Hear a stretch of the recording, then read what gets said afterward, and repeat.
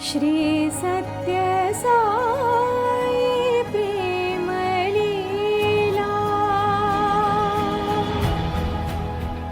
ओम श्री साई राम। श्री सत्य साई प्रेम लीला 96 years of supreme love।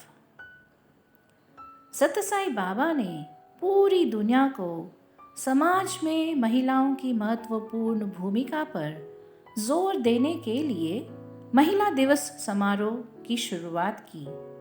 उन्होंने इस बात पर जोर दिया है कि घर में सम्मान और सही कार्य लागू करना महिलाओं का विशेष कर्तव्य है।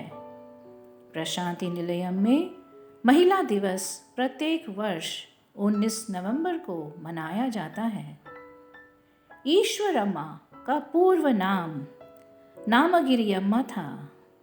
स्वामी के दादाजी कुंदमा राजू बहुत ही ज्ञानी पुरुष थे। वे भविष्य में देख सकते थे, इसीलिए उन्होंने नामगिरी अम्मा के विवाह के बाद ईश्वरम्मा कहना प्रारंभ किया। ईश्वरम्मा बहुत गरीब परिवार से थी। उनके पास एक पैसा भी नहीं था। वे हमेशा रागी संकटी का सेवन करती थी। सत्य साई बाबा ने कहा, मैंने अपने जन्म पर संकल्प लिया। मैंने तय किया कि मेरी माँ कौन होनी चाहिए तथा मेरा जन्म आध्यात्मिक प्रवेश था, ना कि प्रसव।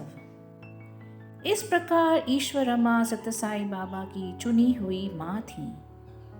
उनका करुणामयी रूप सिखाता है कि सच्ची मातृत्व क्या है। उनकी आनंदमयी मुस्कान सिखाती है कि संतोष क्या है। ईश्वरम्मा एक अनुकरणीय जीवन व्यतीत करती थी और वास्तव में सभी से प्रेम करो और सभी की सेवा करो की शिक्षा को मूर्त रूप देती थी। यद्यपि उनकी औपचारिक शिक्षा नहीं थी और वो शर्मीली स्वभाव की थी। अवतार की माँ के रूप में उन्हें सबसे कीमती मातृत्व का आशीर्वाद मिला। एक माँ के रूप में उनका प्यार सभी के लिए शुद्ध, निस्वार्थ और बिना शर्त था। यह मुख्य रूप से स्वामी की शिक्षाओं और कृपा के माध्यम से था कि वह अपने प्यार को बढ़ाने और गहरा करने के काम में सफल रही। ईश्वरम्मा में आध्यात्मिक प्रयास के लिए एक स्वाभाविक योग्यता थी, जो कि दृढ़ता और विनय से संपन्न थी। वह बुद्धिमान और सतर्क थी। ईश्वरम्मा साई के सबसे करीब भक्त के रूप में आदर्श महिला के लिए चिह्नित ऊंचाइयों तक खुद को ऊपर उठाने के लिए उनके द्वारा सहायता प्रदान की गई थी। ईश्वरम्मा भक्तों की समस्याओं को भगवान तक पहुंचाने की कोशिश करती थी। उन्हें आशीर्वाद देने के लिए कहती थी। वह कहती थी कि दूसरे चाहे कुछ भी कहे या सोचे, हमें सही काम करने के लिए बहादुर होना चाहिए। उनको बच्चों से बहुत लगाव था और इसीलिए स्वाभाविक रूप से वे उनके चारों ओर झुंडों में रहते थे। नम्रता और ईमानदारी, प्रेम और निष्ठा पर जोरदार संदेशों के साथ बच्चों को कहानियां सुनाती थीं। 6 मई ईश्वरम्मा के जीवन को, उनके अनुकरणीय जीवन को याद करते हुए ज़रूरतमंदों के लिए निस्वार्थ सेवा के कृत्यों को करते हुए और भगवान की महिमा गाकर दुनिया भर में मनाया जाता है। वह भगवान के संकल्प में एक चुनी हुई साधन थी, जो ज़रूरतमंद लोगों को मुफ्त शिक्षा, चिकित्सा देखभाल और स्वच्छ पीने का पानी प्रदान करने के लिए 3 बड़े प्रयास की प्रेरणा थी। स्वामी ने कहा, मैंने उनकी इच्छाओं को पूरा किया क्योंकि वह निस्वार्थ और दूसरों के लिए फायदेमंद थीं। उनके उदाहरण से सीखने को मिलता है कि अगर हमारी आकांक्षाएं अच्छी हैं तो प्रभु की सेवा करने के अवसर स्वयं उपस्थित होते हैं। वर्ष 1972 में ईश्वरम्मा को 4 दिनों से तेज बुखार था और स्वामी उनके स्वास्थ्य के बारे में पूछताछ करने के लिए उनके पास गए।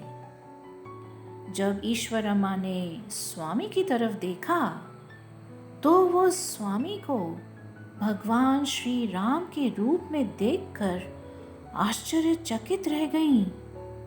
उनके सिर पर चमकदार मुकुट और उनके हाथ में एक धनुष था। ईश्वरम्मा ने अपने हाथ जोड़े और बिस्तर से उठकर बैठने की कोशिश की। फिर कुछ ही पलों में वो फिर से स्वामी बन गए। स्वामी ने उन्हें विभूति दी और उन्हें बुखार से ठीक होने का आश्वासन दिया। इस तरह स्वामी ने ईश्वरम्मा को दर्शन दिए। कुछ दिनों बाद 6 मई 1972 को सुबह के करीब 7 बजे थे। ईश्वरम्मा ने अपना स्नान समाप्त कर लिया था। उन्होंने कॉफ़ी पी और भीतरी बरामदे में बैठ गईं। अचानक बाथरूम की ओर बढ़ी और वो चिल्लाईं, स्वामी, स्वामी, स्वामी। भगवान ने उत्तर दिया, आ रहा हूं, मैं आ रहा हूं। इसी दौरान उन्होंने अंतिम सांस ली।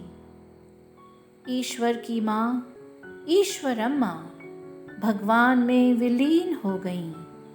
यह एक प्रामाणिक परिणति थी, परमेश्वर के लिए अंतिम क्षण में एक तड़प।